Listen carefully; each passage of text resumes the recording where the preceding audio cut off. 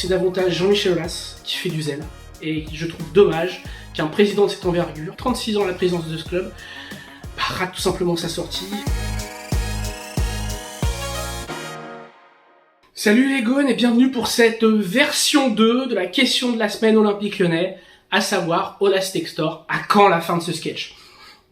J'avais déjà enregistré en début de semaine une première monture de la vidéo, première monture qui a été brièvement diffusée sur YouTube. Vous avez pu admirer mon oreiller et donc le masque pour dormir de ma conjointe pour évoquer ce match OL-Nice. Voilà, là, blague à part, désolé pour ceux qui l'ont raté parce que vous le reverrez pas de sitôt. Mais bon, voilà, on va revenir à un sujet plus sérieux, et le sujet qui anime la semaine de l'OL en cette semaine avant le choc face à Paris, c'est tout simplement la guerre entre Jean-Michel Aulas et John Textor, guerre qui a pris un tournant assez dingue ce mercredi. Donc on va faire le point sur un peu tous les événements de ces dernières semaines et comment on est arrivé là. Et tout d'abord, je tenais à dire que si je voulais pas prendre parti dans ce conflit auparavant, mon opinion a changé depuis les derniers éléments à ma disposition, et les éléments à disposition de tout le monde, à savoir le fait que Jean-Michel Aulas ait fait saisir les comptes de l'OL pour se rembourser et manquer justement de provoquer un gel des paiements des salariés.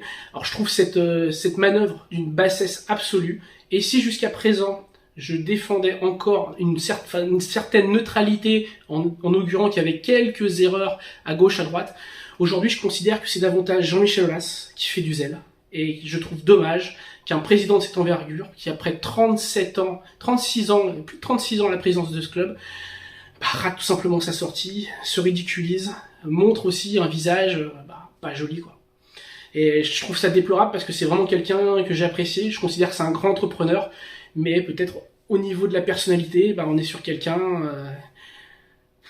j'ai presque envie de dire de vaniteux, et qui fait passer sa petite personne avant le club qu'il a tant chéri. Voilà, donc on va revenir sur les événements. Alors d'abord, je tiens à revenir sur le point de départ. Le point de départ, outre les conflits qu'il y avait sur les conflits de pouvoir, c'est évidemment le limogeage, le 5 mai dernier, de Jean-Michel Aulas. Un limogeage très abrupt, très dur dans la manière de faire, très américain de la part de John Textor, que j'avais pas compris à l'époque. Je trouvais ça trop dur, et je pensais que l'OL pouvait attendre la fin de saison pour gérer une transition douce. On pensait aussi, enfin en tout cas au niveau du club, les gens pensaient que ça pourrait bien se passer. Moi, personnellement, je n'y croyais pas. Je pensais bien qu'après quelques années à fréquenter Jean-Michel Aulas, je voyais que ça se passerait mal, que le divorce se passerait mal. Et on est exactement dans cette période-là. On est dans la période de la colère, après la déception, après l'acceptation. Maintenant, on est dans la colère, à nouveau. Ça a été accepté, vite fait, le temps d'un adieu, d'un hommage du Groupama Stadium à Jean-Michel Aulas, pour le match OL-Reims. C'est un très bel hommage d'ailleurs, je retire pas un mot de ce que j'ai dit à l'époque.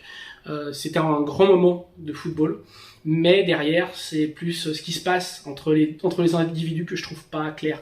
Alors ok, il a été éjecté, ok, il pense que certains au club auraient pu partir avec lui ou être plus loyal et l'ont trahi. C'est son avis, il a le droit de penser ça. Il a le droit aussi de se dire que les gens travaillent en fonction de leur patron, et que si leur patron a changé, il faut aussi qu'ils s'adaptent à ça, tout simplement. Voilà.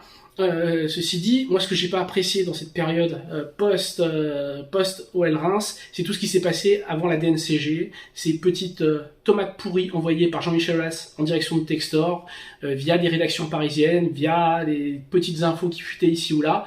Il y avait des accords confidentialité qui ont été un peu piétinés sans l'être directement par le principal intéressé, mais qui ont été un peu piétinés, et qui ont donné ce conflit larvé qui depuis quelques semaines monte en régime crescendo, et qui aujourd'hui explose, et ça devient un grand n'importe quoi.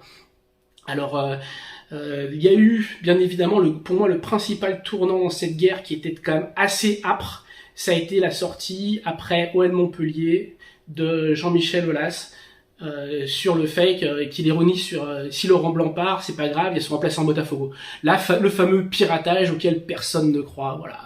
On lui a rappelé à un moment donné qu'il avait un petit peu abusé, et puis il a fait c'est pas moi, c'est piratage, voilà. Bon, bref. Derrière, ça a tiré pas mal à vue. Il y a eu cette histoire de la prison de boxe. Il a pas apprécié d'être éjecté de la loge principale présidentielle, de ne plus avoir son ascenseur privatif.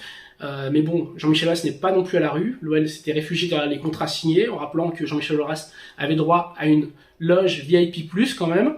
Il avait des places de parking, il avait encore certains avantages, la voiture notamment, la voiture de fonction qui était restée avec lui, mais qu'il n'avait plus la place de s'asseoir dans cette tribune présidentielle aux côtés de Santiago Cucci ou de John Textor. De toute façon, ça aurait fait très bizarre, même s'il est président d'honneur.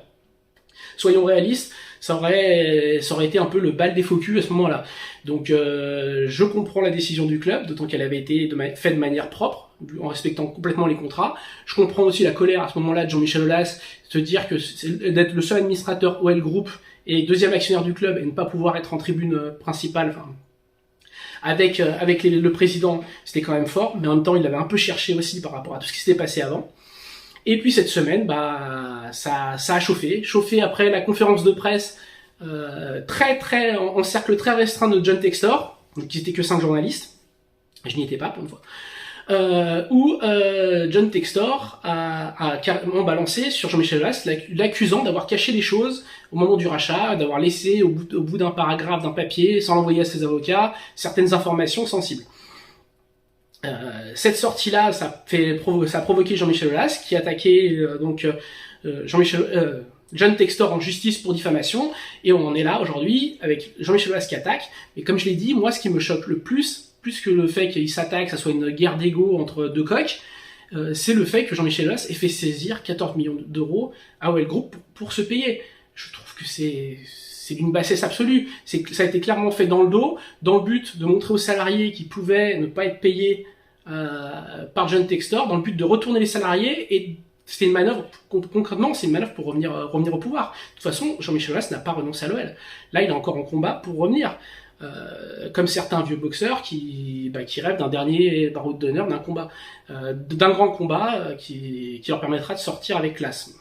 Là, c'est pas avec classe qu'il est en train de sortir, ça ne le grandit pas ce qui se passe, et c'est bien dommage parce qu'on parle d'un président qui en 36 ans a gagné beaucoup de titres, était respecté, et commence par une attitude puérile à faire n'importe quoi, et bien sûr que ça joue aujourd'hui sur l'état de l'OL, parce que si l'OL ne va pas bien sur le terrain, c'est aussi parce que les coulisses, c'est peu serein, parce qu'il y a aussi des guerres de clans, parce que même en interne, au sein de l'Olympique Lyonnais, il y a des voix discordantes, des pros-Aulas qui sont encore là, y compris chez les joueurs, où certains soutiennent encore l'ancien patron parce qu'ils étaient proches de lui, et c'est compliqué quoi, ça augure une mauvaise saison, et c'est inquiétant.